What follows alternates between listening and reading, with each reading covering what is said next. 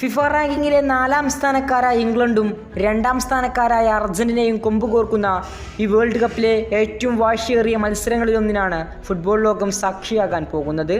കണക്ക് പുസ്തകങ്ങളിലും നിലവിലെ ഫോം അടിസ്ഥാനത്തിലും ഇംഗ്ലണ്ടിന് എല്ലാവരും മുൻതൂക്കം നൽകുന്നു.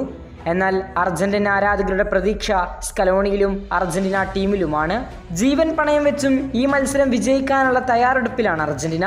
വേൾഡ് കപ്പിൽ അർജന്റീന ഇംഗ്ലണ്ട് പോരാട്ടങ്ങൾ ഉണ്ടാകുമ്പോഴെല്ലാം വലിയ വിവാദങ്ങൾ തന്നെ ഉണ്ടാക്കാറുണ്ട്. ഈ ഒരു മത്സരത്തിലും അങ്ങനെയുണ്ടാകുമോ? 1966 വേൾഡ് കപ്പിലും 1986 വേൾഡ് കപ്പിലും 98 വേൾഡ് കപ്പിലും 2002 വേൾഡ് കപ്പിലും വലിയ വിവാദങ്ങൾ തന്നെയാണ് അർജന്റീന ഇംഗ്ലണ്ട് മത്സരമുണ്ടായപ്പോൾ ഉണ്ടായത്. ഈ വീറും വാശി നിറഞ്ഞ ഒരു പോരാട്ടത്തിൽ ഏറ്റവും മികച്ച താരങ്ങളെ തന്നെയായിരിക്കും പരിശീലകർ ഗ്രൗണ്ടിലേക്ക് ഇറക്കുക. ഇക്കാര്യത്തിൽ അർജന്റീന ആരാധകർക്ക് വളരെ സന്തോഷകരമായ റിപ്പോർട്ടാണ് പുറത്തു വരുന്നത്.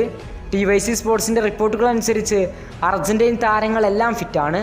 എല്ലാവരും മത്സരത്തിന് ലഭ്യമാണ്. 26 താരങ്ങളും ലഭ്യമായിരിക്കുക എന്നുള്ളത് തന്നെ ഏറെ സന്തോഷകരമായ കാര്യമാണ്.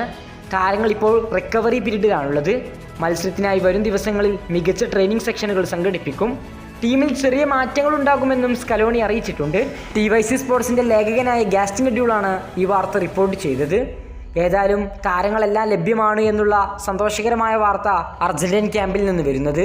കൂടുതൽ ഫുട്ബോൾ വാർത്തകൾക്കും വിശേഷങ്ങൾക്കും വേണ്ടി ചാനൽ സബ്സ്ക്രൈബ് നൗ.